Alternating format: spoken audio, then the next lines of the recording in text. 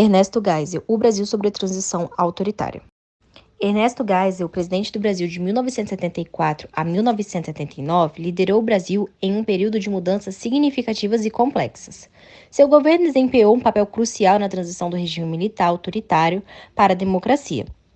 Para entender totalmente o governo de Geisel, é essencial examinar o contexto histórico, suas políticas econômicas e políticas do seu legado duradouro.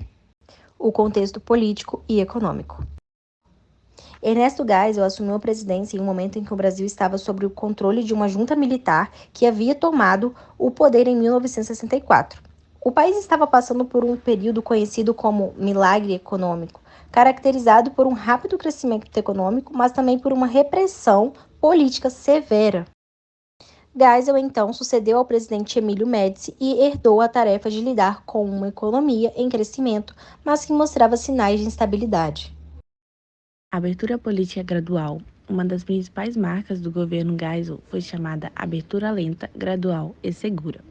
Esta política buscava reduzir a repressão política e promover um retorno gradual à democracia.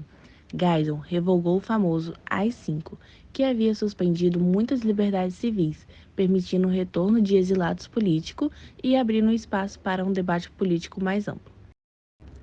Política econômica e nacionalizações enquanto enfrentava desafios econômicos. Geisel implementou políticas econômicas mais intervencionistas. Uma das ações mais notáveis foi a criação de indústria de petróleo, levando à criação da Petrobras, uma das maiores empresas de petróleo do mundo. Ele também promoveu a nacionalização de empresas de energia elétrica e telecomunicações, buscando maior controle estatal sobre os setores-chave da economia. Política externa independente.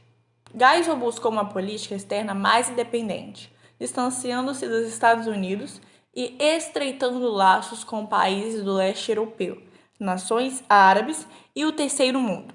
Essa abordagem ficou conhecida como política externa independente e refletiu o desejo do Brasil de buscar parcerias em todo o mundo, independentemente de alianças tradicionais. Questões indígenas e o desenvolvimento sustentável. Durante o governo Geisel, houve um aumento na atenção às questões indígenas. O projeto Radan foi lançado para mapear o território indígena e os recursos naturais, refletindo a crescente preocupação com o meio ambiente e o desenvolvimento sustentável. Sucessão e redemocratização. Ernesto Geisel foi sucedido por João Figueiredo, que continuou o processo de abertura política. Em 1979, Figueiredo promulgou a Lei de Anistia, permitindo o retorno de exilados políticos e pavimentando o caminho para a redemocratização do Brasil.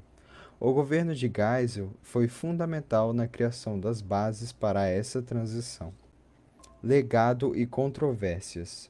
O legado de Ernesto Geisel é complexo e objeto de debates. Alguns o veem como um presidente que deu os primeiros passos importantes em direção à democratização do Brasil, enquanto outros criticam por não ter feito o suficiente para conter as violações dos direitos humanos que ocorreram durante o regime militar. Seu governo marcou o início do fim do regime autoritário e o início de uma nova era na história do Brasil.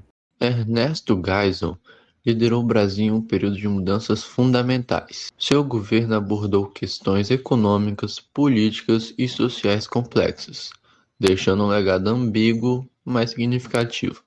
O Brasil emergiu desse período de transição autoritária com a esperança de uma democracia mais sólida e um futuro político mais inclusivo.